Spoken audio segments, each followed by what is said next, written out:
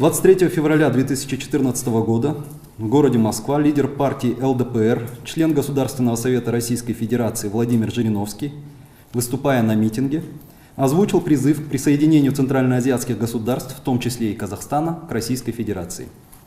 Господин Жириновский является официальным лицом, депутатом Государственной Думы Российской Федерации, лидером крупной политической партии.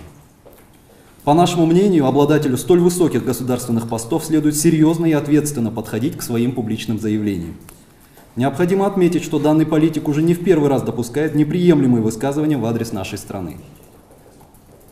Как мы уже неоднократно заявляли, суверенитет, независимость и территориальная целостность Казахстана незыблемы и неприкосновенны.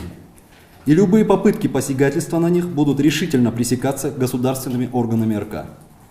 В этой связи нами была подготовлена нота в адрес Министерства иностранных дел Российской Федерации, в которой мы просим российскую сторону дать официальную оценку соответствию выступления господина Жириновского духу союзничества и стратегического партнерства между Казахстаном и Россией.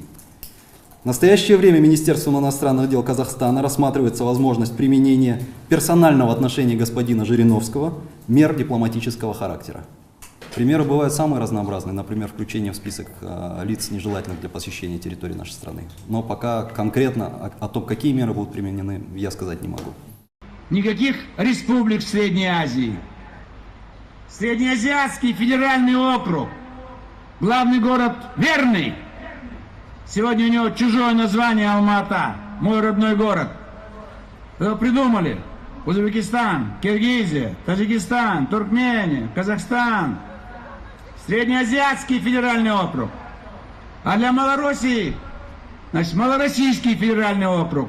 У нас цифр хватит. Уже 8 округов. Вот 9-й будет у нас Малороссийский федеральный, столица Харьков.